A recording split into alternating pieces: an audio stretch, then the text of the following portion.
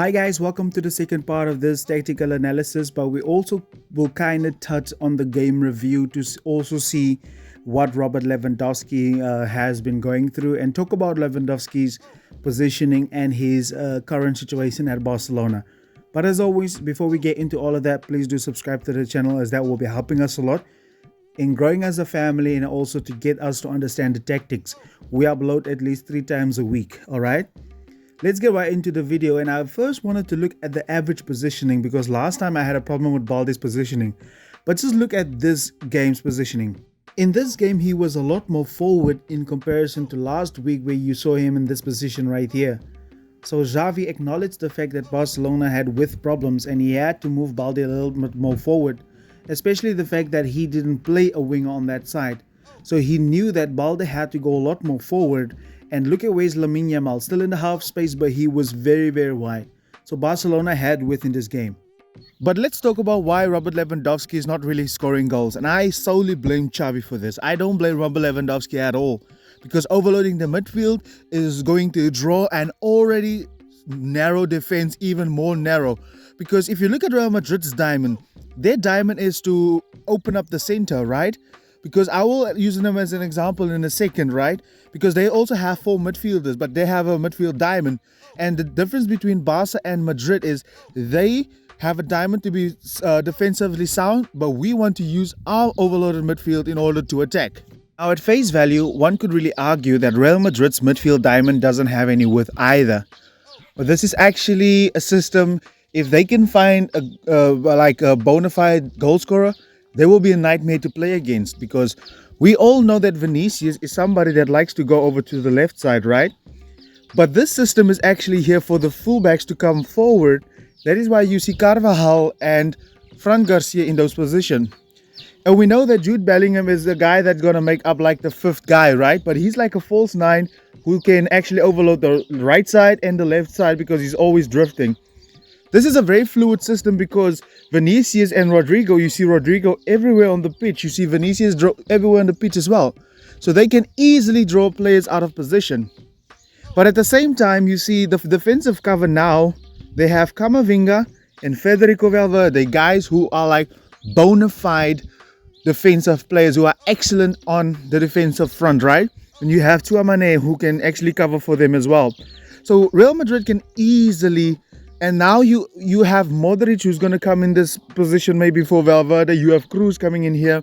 Guys who are also good at defense. Guys who are excellent, who are great. So that is why Real Madrid would actually overload the midfield. To give Vinicius and Carvajal and Fran Garcia and Jude Bellingham the license to go forward. That's why you see when the ball goes into the box, you see it's mainly... Jude Bellingham that gets at the end of this. That's why he's been scoring goals for fun, right? He has 3 goals in 2 games. But Barcelona doesn't have a structure like that. Xavi wants to overload the midfield, but Barcelona are not fluid at all. You see Frenkie on the right side. You see all of these guys in the position. But let's see why Barcelona overloads the midfield. Like I said, Xavi wants to overload the midfield, but at the same time wants his players to be position orientated. Look at this. Barcelona also overloads the midfield, but we don't have a diamond like Madrid. We actually have a double pivot, and then Pedri inverts into the midfield, of course, and then Gundogan. So we have a bona fide box. And these guys aren't fluent at all. Xavi expects Gundogan to stay on his side, Pedri to stay on his side. You see Frenkie de Jong has a double pivot along with Oriol Romeo, where Real Madrid only has like the 1 pivot over here, right? Look at the difference between this. It's easy for teams to pick up this kind of box because you can easily overload Carvajal into the midfield, or Eder Militao easily picks up these guys. Because Xavi have Balde to go forward, right? And then you have Ferran Torres that's on keeping the width over there. And then Barca, of course, have like the back 3. The difference here is that on the wings, we don't have people or overload the wings, right? We know, teams know when they do their analysis on teams, they know Pedri is going to stay in this half space, right? The only way for Pedri to go is to drop back into the position here to pick up the ball. But there's not going to be fluidity in terms when it comes to Pedri, right? Because Barcelona are so position orientated. We don't have guys swapping position, and we have a striker, right? But yet our striker is a number 9 that has to drop, right? He never really stays back. I think Xavi also expects a little bit too much from Robert Lewandowski, right? But here's the thing: Real Madrid has a fluid system, so that is why their diamond does not create a problem for them, because they at the same time they have people here on the left side, right? And I also feel at times that Barcelona are a little bit too defensive minded. Why do we have a pivot and a back three? That is not necessary in my opinion, right? Because our fullbacks don't go. It's only Balde. You saw like with the position, average position, it was only Balde. So that's the main difference. If you want to overload the midfield, you can't really let your guys be position orientated. They need to be fluid if you overload the midfield, because teams easily adjust. Now you can see if Camavinga comes back and Chouameni defends there, then Barcelona's free eights are picked up.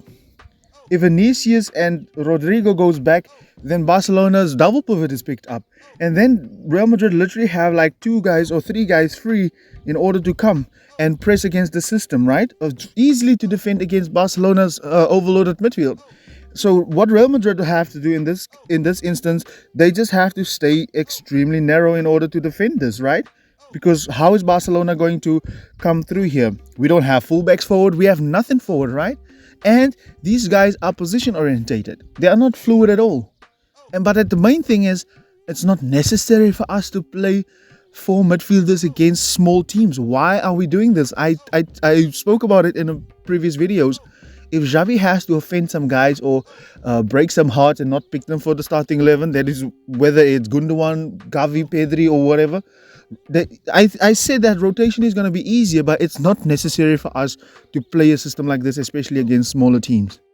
But let's see how Xavi's changes changed the game when he brought them on, especially Ferran Torres, right? And this would be an eye-opener for him that it's not necessary to play this box. So when the changes came, Xavi actually had up there on the left here and Lamine Yamal. So of course we know that Ferran Torres was like in the half space, like a second striker with Robert Lewandowski. You had Gundogan and you had Pedri. Remember what I said in the previous game, you want these guys to be a little bit more deeper, right? Because they are the guys who have to like bounce the ball around to and find these players. Did you see how Gundogan found Pedri when he ran through here and then he got the ball and then he scored, right? This is what having width does to 6-man defenses and 5-man defenses, right? I actually had a comment from a subscriber or a viewer where he said that width wasn't going to help this. But did you see how immediately, almost instantly, how it changed the game for Barcelona? You had Robert Lewandowski. Did you see Ferran Torres' goal? If Robert Lewandowski drops, players follow him, and then he added the ball over. So I hope Xavi learned from this, because ultimately this is just seriously going to help Robert Lewandowski and open up the space, because this guy has to worry about update now. Ansu is a guy who likes to shot as well, right? These players are all drawn out to Pedri and Xavi and all of these guys, Ferran Torres, and these guys. This is what I was saying about the movement of Rodrigo and Vinicius and Jude Bellingham. This is just going to open up these spaces for the guys to run through if you have the width, right? But Xavi wants to play a midfield box, right? And it overloads the midfield. And if you have Lamine and up the guys that are good, and I feel like Xavi should be picking him, and I think in the next game he will be picking wingers, because he learned from his I hope he learned from his mistake. It's not necessary to play all of these guys in a game. If you can have one of them on the bench, it's just gonna, or 1 or 2, and playing your wingers is gonna make Robert Lewandowski's job so much easier. All right.